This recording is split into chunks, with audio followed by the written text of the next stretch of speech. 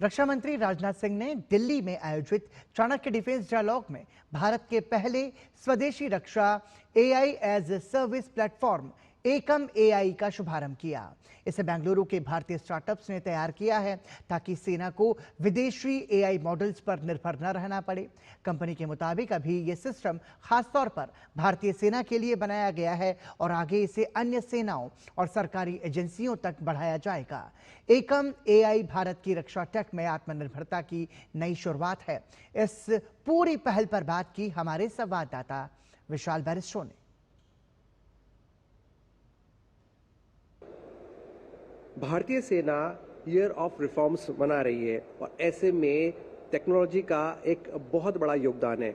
मेरे साथ young talent है जिन्होंने एक ऐसी चीज़ को इजाद किया है जिसे आज रक्षा मंत्री ने इनॉग्रेट किया है और वो है एकम एआई, जो LLM पे बेस्ड है, यानी कि लार्ज लैंग्वेज मॉडल। एक तो ये चैलेंज हमेशा रहता है कि लार्ज लैंग्वेज मॉडल्स जो अभी इस वक्त हम सुन रहे हैं जिनके नाम, ये यूजुअली इंडिया के बाहर से हैं, राइट।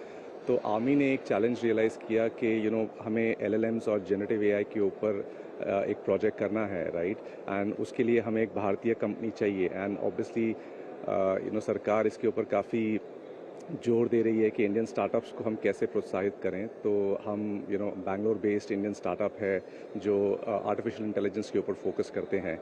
तरन से मैं पूछना चाहूँगा कि आपने ये सिर्फ फौज के लिए बनाया, आर्मी का मतलब आर्मी, नेवी, एयरफोर्स या सिर्फ आर्मी?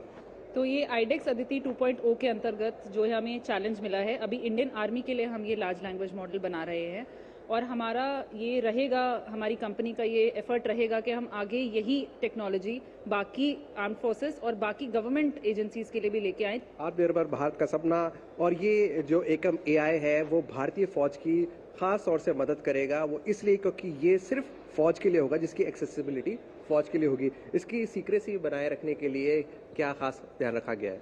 तो इसकी सीक्रेसी बनाए रखने के लिए हमने बहुत ही अच्छे ध्यान रखे हैं। सारे डेवलपमेंट जो भी हुआ है वो एक स्टैंड अलोन मशीन पे हुआ है जो कि इंटरनेट से कनेक्टेड नहीं था।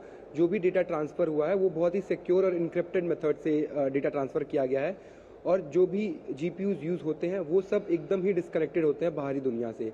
जो डेटा हम लोग लाते हैं वो हम लोग इनक्रिप्ट करके सिक्योर तरीके से अंदर ले जाते हैं, उस पर हम लोग ट्रेनिंग कराते हैं और इस हिसाब से जो डेटा है वो कहीं भी बाहर नहीं निकलता है। तो जैसे कि आपने सुना, ये स्टार्टअप कंपनी है, ये यंग टैलेंट है और AI के ज़रिए ये भारतीय फ़ौज को बहुत ज़रूरी मदद इन्होंने दी है और भारतीय फ़ौज का सोचने का तरीका भी काफ़ी इंटेलिजेंट हो जाएगा। कैमरामैन विमलेश के साथ मैं विशाल बैरिस्टो, DD न्यूज़, दिल्ली।